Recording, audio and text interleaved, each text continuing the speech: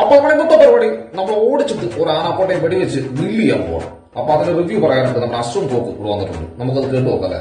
Hi all, this is കോ ഫിറോസിന്റെ ആനാക്കൊണ്ട, മലയാളത്തിന്റെ മഹാപാചകക്കാരൻ ഫിറോസിന്റെ ആനാക്കൊണ്ട. എന്നടാ പണ്ണ വെച്ചെടുക്കുക writer Firoz Chuttippara. എന്റെ തെളിവോട്ട് തുടക്കത്തിൽ ഫിറോസും കൂട്ടുകാരും ഒരു മലയുടെ മട്ടിൽ നിന്ന് ചെമ്പൻ പാത്രങ്ങളൊക്കെ ആയിട്ട് നടന്നു വരുന്ന കുലുങ്ങി നടന്നു വരുന്ന ഒരു സംഭവമാണ് തെളിവോട്ട് കാണിക്കുന്നത്. പക്ഷെ എന്താണെന്നുള്ളത് എനിക്ക് മനസ്സിലായില്ല. 200 കോടി ബഡ്ജറ്റും അതിനപ്പുറമാണ് പണി വെച്ചിരിക്കുന്നത്. കാരണം ഫിറോസ് ഇത്രയും ഗംഭീരമായിട്ട് ചെയ്യുന്ന നമുക്ക് ഒരിക്കലും വിചാരിക്കില്ല. കാരണം വേറൊന്നുമല്ല, ഇതിനകത്ത് മൊത്തത്തിൽ ഫിറോസ് ഒരു കാട്ടിലൂടെ പോയി വലിയൊരു ആനാക്കൊണ്ടയെ വെടിവെച്ച് പിടിക്കുന്ന ഒരു സീനുണ്ട്. കാരണം അത് ഫിറോസ് അന്യായം എന്ന് പറഞ്ഞാൽ ഒരു രക്ഷയില്ല. ഒരു ആനാക്കോട്ടെ ഗ്രില്ല് ചെയ്തതിനു ശേഷം ഒരു 80% ആൾക്കാരും ഇത് ചെറിയൊരു മലങ്കൾട്ടായിട്ട് ആസ്വദിക്കൊണ്ടായിരുന്നു. അതിനുശേഷം എനിക്ക് മനസ്സിലായി ഇത് ചെറിയൊരു മലങ്കൾട്ടാവാൻ സാധ്യതയുണ്ട്. അതുകൊണ്ട് തന്നെ I change the gear to the മലങ്കൾട്ട്. ആനാക്കൊണ്ട വെന്ത് കഴിഞ്ഞ് അതിനകത്തൊരു കഷ്ണം